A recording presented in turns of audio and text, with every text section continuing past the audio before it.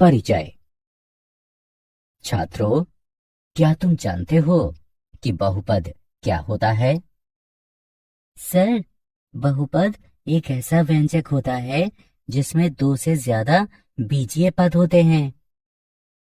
और क्या तुम बता सकते हो कि यह किस प्रकार का बहुपद है? सर, क्या ये द्विघात बहुपद है? सही, यह द्विघात बहुपद है। जब हम इस बहुपद को शून्य के बराबर करते हैं तो हमें द्विघात समीकरण प्राप्त होता है। आज हम द्विघात समीकरण के बारे में विस्तार से अध्ययन करेंगे। उद्देश्य। इस पाठ के अंत में आप निम्न करने में सक्षम हो जाएंगे। द्विघात समीकरण को समझना, गुणनखंडों द्वारा द्विघात समीकरण को हल करना, द्विघात समीकरण का पूर्ण वर्ग बनाकर हल करना, मूलों की प्रकृति समझाना। द्विघात समीकरण। द्विघात समीकरण का एक उदाहरण इस प्रकार है। यह इसे द्विघात यानी क्वैड्रेटिक बनाता है। क्वैड्रेटिक नाम क्वैड से आया है, जिसका अर्थ वर्ग होता है, क्योंकि चर वर्ग हो जाता है, जैसे x वर्ग। इसे घात 2 का समीकरण भी कहते हैं, क्योंकि x पर 2 लगा होता है। द्विघात समीकरण का मानक रूप इस प्रकार है। ax वर्ग जमा bx जमा c बराबर 0। यह अक्षर a, b और c गुणांक हैं। इनका मान कुछ भी हो सकता है, केवल a शून्य नहीं हो सकता। अक्षर x एक चर या अज्ञात है। द्विघात समीकरण का उदाहरण। हम जांच करेंगे कि दिया गया समीकरण द्विघात समीकरण है या नहीं। हल। यहाँ LHS बराबर x 3x जमा 4 बराबर 3x का वर्ग जमा 4x के। अतः x गुणा 3x जमा 4 बराबर x वर्ग जमा 1 को पुनः इस प्रकार लिखा जा सकता है। इसलिए हमें 2x का वर्ग जमा 4x घटा 5 बराबर 0 प्राप्त होता है। 3x का वर्ग जमा 4x बराबर x वर्ग जमा 5। ये ax वर्ग जमा bx जमा c बराबर 0 के रूप में है। अतः दिया गया समीकरण द्विघात समीकरण है। द्विघात समीकरणों के मूल। एक वास्तविक संख्या अल्फा को द्विघात समीकरण ax वर्ग जमा bx जमा c बराबर 0 का मूल कहते हैं, जहां a 0 नहीं है। हम ये भी कह सकते हैं कि x बराबर अल्फा द्विघात समीकरण का हल है। यहाँ ये समीकरण को संतुष्ट करता है। द्विघात बहुपद ax वर्ग जमा bx जमा c के शून्यक और द्विघात समीकरण ax का वर्ग जमा bx जमा c बराबर 0 के मूल समान होते हैं। गुणनखंडों द्वारा द्विघात समीकरण का हल। एक समीकरण x वर्ग घटा 9x जमा 20 बराबर 0 लीजिए। हल। चरण 1। पहले द्विघात समीकरण x वर्ग घटा 9x जमा 20 बराबर 0 का गुणनखंडन कीजिए। चरण 2। दो ऐसी संख्याएं प्राप्त कीजिए जिनका योग 9 हो और जिनका गुणनफल 20 हो। ये संख्याएं 4 और 5 हैं। x घटा 4 x घटा 5 बराबर 0। चरण 3। अब x का ऐसा मान प्राप्त कीजिए कि इन कोष्ठकों का गुणनफल 0 हो। इसका अर्थ है कि या तो x घटा 4 बराबर 0 या x घटा 5 बराबर 0 होगा। अतः x बराबर 4 या x बराबर 5 है। आप इन उत्तरों की जांच समीकरण में 4 और 5 को रख के कर सकते हैं। x का वर्ग घटा 9x जमा 20। मान 4 रखने पर हमें ये प्राप्त होता है। 4 का वर्ग घटा 9 गुणा 4 जमा 20 बराबर 16 घटा 36 जमा 20 बराबर 0। मान 5 रखने पर हमें यह प्राप्त होता है। 5 का वर्ग घटा 9 गुणा 5 जमा 20 बराबर 25 घटा 45 जमा 20 बराबर 0। इन 3 आसान चरणों को याद रखिए और आप द्विघात समीकरण को हल करने में सक्षम हो जाएंगे। उदाहरण, मान लीजिए कि हम x वर्ग घटा 5x जमा 6 बराबर 0 को हल करना चाहते हैं। हम द्विघात का गुणनखंड करने के लिए 2 ऐसी संख्याओं को प्राप्त करेंगे जिनका योग घटा 5 हो और जिनका गुणनफल 6 हो। अब घटा 3 गुणे घटा 2 बराबर 6 और घटा 3 जमा घटा 2 बराबर घटा 5 प्राप्त होता है। अतः ये 2 संख्याएं घटा 3 और घटा 2 हैं। हम इन 2 संख्याओं घटा 3x घटा 2x का प्रयोग घटा 5x को लिखने के लिए करते हैं और गुणनखंड करते हैं। अतः गणना करने पर हमें x घटा 3 बराबर 0 या x घटा 2 बराबर 0 प्राप्त होगा। इस प्रकार x बराबर 3 या x बराबर 2 ये 2 हल हैं। उदाहरण, अब मान लीजिए कि हम x का वर्ग घटा 3x घटा 2 बराबर 0 को हल करना चाहते हैं।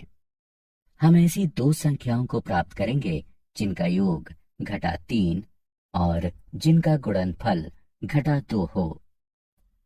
आप चाहे जितनी भी कोशिश कर लें, आपको ऐसी 2 संख्याएं नहीं मिलेंगी।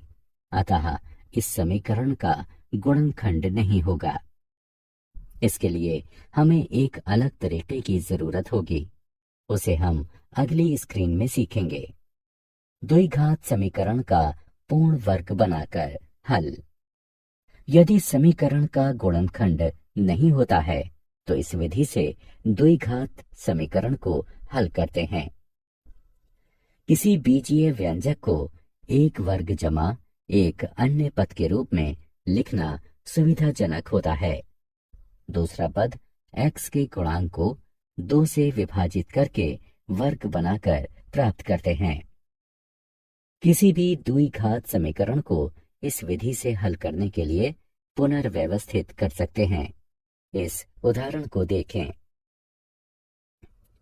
मान लें हम x वर्ग जमा 6x को हल करना चाहते हैं। x वर्ग जमा 6x को एक वर्ग जमा 1 और पद के रूप में फिर से लिखें। x का गुणांक 6 है। 6 को 2 से विभाजित करते हैं और इसका वर्ग करने से 9 प्राप्त होता है। x वर्ग जमा 6x बराबर x वर्ग जमा 6x जमा 9 घटा 9 बराबर x जमा 3 का वर्ग घटा 9। उदाहरण, 2x का वर्ग जमा 20x जमा 3 बराबर 0 को हल कीजिए। x वर्ग को प्राप्त करने के लिए 2x वर्ग जमा 20x जमा 3 बराबर 0 को पुनः लिखिए। ये इस प्रकार होगा। यहाँ x का गुणांक 10 है। 10 को 2 से विभाजित कीजिए। और 25 प्राप्त करने के लिए इसका वर्ग कीजिए। ये इस प्रकार होगा। हम जानते हैं कि 2x वर्ग जमा 20x जमा 3 को पुनः लिखा जा सकता है। इसलिए हम समीकरण को निम्न रूप में पुनः लिख सकते हैं। दोनों पक्षों को 2 से विभाजित करने पर हमें 23.5 प्राप्त होता है। दोनों पक्षों का वर्गमूल लेने पर हमें x बराबर घटा 0.152 या x बराबर घटा 9.85 प्राप्त होगा। मूलों का चरित्र। समीकरण ax वर्ग जमा bx जमा c बराबर 0 का मूल निम्न दिया गया है। यहाँ b वर्ग घटा 4ac निश्चित करता है कि द्विघात समीकरण ax वर्ग जमा bx जमा c बराबर 0 के मूल वास्तविक हैं या नहीं। b वर्ग घटा 4ac को द्विघात समीकरण का विविक्तिकर कहते हैं। यदि b वर्ग घटा 4ac बड़ा है 0 से, तो द्विघात समीकरण के 2 भिन्न वास्तविक मूल होते हैं। यदि b वर्ग घटा 4ac बराबर 0 हो, तो द्विघात समीकरण के 2 बराबर वास्तविक मूल होते हैं। यदि b वर्ग घटा 4ac छोटा है 0 से, तो द्विघात समीकरण का कोई वास्तविक मूल नहीं होता है। उदाहरण, मान लीजिए कि हम x वर्ग घटा 3x घटा 2 बराबर 0 को हल करना चाहते हैं। मानक रूप ax का वर्ग जमा bx जमा c बराबर 0 से इसकी तुलना करने पर हम a बराबर 1, b बराबर घटा 3 और c बराबर घटा 2 प्राप्त करते हैं। आइए इन मानों को सूत्र में रखकर और गणना करने पर हमें 3 जमा या घटा वर्गमूल 17/2 प्राप्त होता है। ये हल सही है। क्या आप जानते हैं, बहुत से लोग मानते हैं कि बेबीलोनिया निवासियों ने सर्वप्रथम द्विघात समीकरण को हल किया था। वास्तव में ब्रह्मगुप्त 598 से 665 ईस्वी तक ने ax वर्ग जमा bx बराबर c के रूप के द्विघात समीकरण को हल करने के लिए व्यापक सूत्र दिया था। सारांश। आइए हमने जो कुछ सीखा है उसे संक्षेप में दोहराएं।